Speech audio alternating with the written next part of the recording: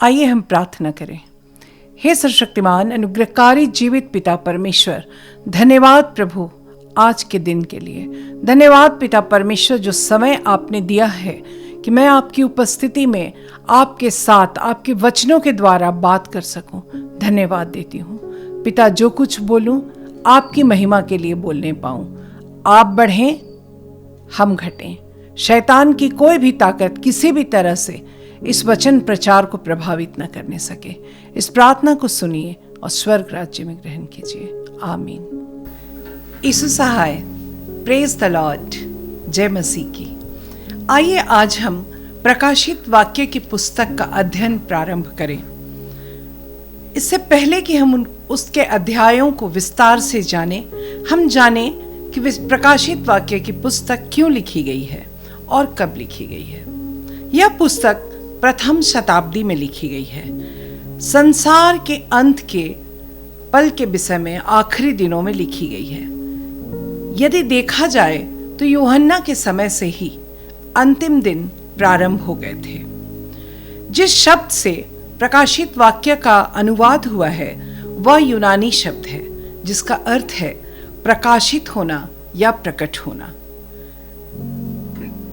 सृष्टि के अंत में भला भाग जिस पर परमेश्वर राज्य करते हैं, बुरा भाग जिसमें शैतान राज्य करता है, पर अंतिम विजय प्राप्त करेगा।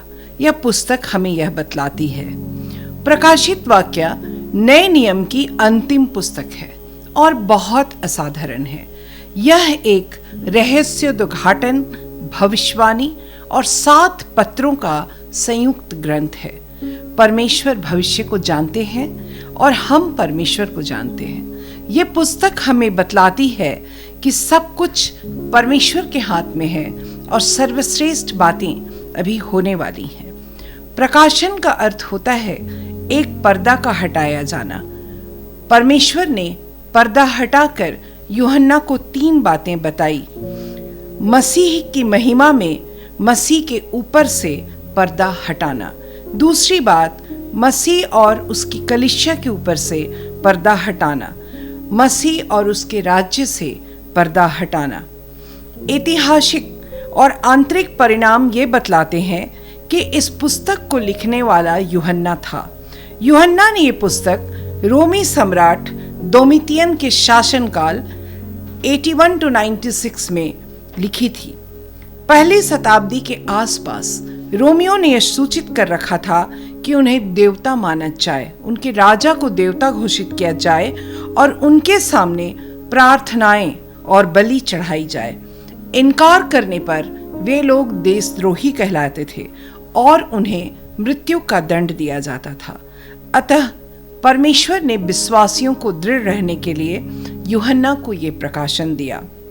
प्रकाशित वाक्य कल्पना शक्ति को जागृत करती है। यह यहोवा के आने वाले सामर्थी और प्रतापी दृश्य को दिखलाती है। ये दर्शन कई चिन्हों द्वारा दिखलाए गए हैं, जिनमें पशुओं के रूप में, रंगों के रूप में, अंकों का जिनका रहस्यमय अर्थ होता है, तथा उस समय की भविष्यवाणी सम्मिलित है जब परमेश्वर संसार का अंत कर देंगे। इस पुस्तक का लेखक यूहन्ना धर्मशास्त्र को अच्छी तरह जानता था। प्रकाशित वाक्य के लगभग आधे पद प्रत्यक्ष या अप्रत्यक्ष रूप से पुराने नियम पर आधारित हैं। इस पुस्तक की निम्न विशेषताएं हैं। नए नियम की यह एकमात्र भविष्यवाणी की पुस्तक है। इसका संदेश सांकेतिक चिन्हों के द्वारा दिया गया है। 7 का अंक इस पुस्तक का मुख्य अंक है, जिसका उल्लेख 54 बार किया गया है। शैतान उत्पत्ति की पुस्तक और प्रकाशित वाक्य की पुस्तक से घृणा करता है, क्योंकि उत्पत्ति की पुस्तक में शैतान के विनाश की भविष्यवाणी हुई और प्रकाशित वाक्य की पुस्तक में यह भविष्यवाणी पूरी होती दिखलाई देती है। उत्पत्ति में हमने स्वर्ग और पृथ्वी को बनते देखा। प्रकाशित वाक्य में हम नए स्वर्ग और नई पृथ्वी को बनते देखेंगे। हम यूं कह सकते हैं, पहला आदम, इसका जिक्र उत्पत्ति में हुआ है। दूसरा आदम, उसका जिक्र प्रकाशित वाक्य में हुआ है, जिसे हम अंतिम आदम कह सकते हैं। उत्पत्ति से मृत्यु और श्राप का प्रारंभ होता है, प्रकाशित वाक्य में कोई मृत्यु या कोई श्राप नहीं है। उत्पत्ति में मनुष्य अपने पाप के कारण परमेश्वर के सामने से हटाया गया, मगर प्रकाशित वाक्य में हम परमेश्वर के साथ मनुष्य की संगति को फिर से देखेंगे। उत्पत्ति में शैतान पहली बार आया, प्रकाशित वाक्य में शैतान अंतिम बार आएगा। प्रकाशित वाक्य में हम यीशु मसीह की महिमा को देखते हैं। उनका दूसरा आगमन बिल्कुल अलग है। पहले आगमन में वे अपने आप को क्रूसित करने के लिए आते हैं, दूसरे आगमन में वो सिंहासन के साथ आएंगे। जब वह पहली बार आए, वह पिलातुस के सामने खड़े हुए। जब वो दूसरी बार आएंगे तो पिलातुस उनके सामने न्याय के लिए खड़ा होगा। प्रथमतः वो एक दास की तरह आए थे, अब वो एक सम्राट की तरह आएंगे। प्रकाशित वाक्य का मुख्य उद्देश्य है कि भविष्य सिर्फ परमेश्वर जानते हैं, और यह उद्देश्य उनके बेटे यीशु मसीह के लिए है कि वो अपने दासों को भविष्य की जानकारी दें। इसलिए प्रभु यीशु मसीह की अपनी शरीर की महिमा करें। क्या हम यीशु मसीह के दास हैं? क्या हमने उनके सामने अपने घुटने टेके हैं? क्या हमने अपने हृदय में प्रभु यीशु मसीह को अपना उद्धारकर्ता ग्रहण किया है? यदि हाँ, तो पवित्र आत्मा हमारे हृदय में वास करेगा और हमें प्रकाशित वाक्य की पुस्तक को सही तरह से समझने में सहायता करेगा। परंतु यदि हम परमेश्वर के पुत्र नहीं हैं, तो हमारे अंदर पवित्र आत्मा का वास नहीं होने के कारण हम इस पुस्तक को नहीं समझ पाएंगे और हम एक जटिल पुस्तक समझकर हमेशा इस पुस्तक से दूर रहेंगे। परमेश्वर ने हमें आत्मिक दृष्टि दी है कि प्रकाशित वाक्य की बातें और भविष्य उनके हाथ में है। दुष्ट भविष्य को नहीं जानता, वो पूरी तरह मूर्ख है। हमें यह पुस्तक इसलिए मिली है कि परमेश्वर हमें दिखाए कि क्या बातें होने वाली हैं। समय आने पर सभी क्रियाएं किस तरह समाप्त होंगी। जब हम अपने भविष्य के प्रति आशान्वित रहते हैं, तब हम अपने वर्तमान को अच्छी तरह जीते हैं। इस पुस्तक में आशीष है। जो इस पुस्तक को पढ़ता है वो आशीषित होता है। जो इन भविष्यवाणी की बातों को सुनता है और अपने ध्यान में रखता है, वो भी आशीषित होता है, क्योंकि समय निकट है। इस पुस्तक को हमें पढ़ना चाहिए। यदि हम भी आशीषित होना चाहते हैं तो हम अवश्य इसे पढ़ें। इस पुस्तक को पढ़ना एक बात है और सुनना दूसरी बात। यीशु मसीह कहते हैं, जिसके सुनने के कान हो वो सुन ले। इस पुस्तक में कई तरह की आज्ञाएं हैं, हमें उनका पालन करना है। हमें इसे सुनना है, पढ़ना है और संभाल कर रखना है, तब हम आशीषित हो पाएंगे।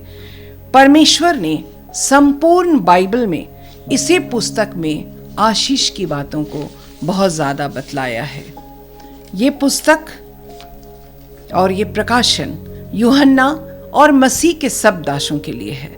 ये तभी सही तरीके से समझी जा सकती है जब हम परमेश्वर के दास बन जाएं, जब हम परमेश्वर में इस तरह समर्पित हो जाएं कि कोई मांग न रखें, जब हमें उनसे कोई शिकायत ना हो कि उन्होंने हमारे साथ क्या किया है तथा हमारे लिए क्या नहीं किया है।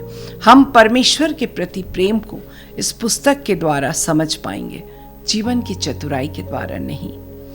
यीशु मसीह का द्वितीय आगमन, जो हमारी सुबह का जगमगाता सितारा है, हमें एक दृढ़ता देता है कि हम उसकी ओर दृष्टि लगा कर रहें। यह पुस्तक एक आशीष है। यह उन दिनों में जब हम जी रहे हैं, जब हमारे चारों तरफ कई तरह की तकलीफें हैं, हमें आशा से भर देती है। प्रभु यीशु मसीह कभी भी आ जाएंगे। हम हमेशा अंत के दिनों के नजदीक हैं। पहला पत्रस 4:7 कहता है, सब बातों का अंत तुरंत होने वाला है, इसलिए संयमी होकर प्रार्थना के लिए सचेत रहो। पहला यूहन्ना 2:18 कहता है, ये लड़कों, यह अंतिम समय है और जैसा तुमने सुना है कि मसीह का विरोधी आने वाला है, उसके अनुसार अब भी बहुत से मसीही विरोधी उठ खड़े हुए हैं। इससे हम जानते हैं कि अंतिम सच है।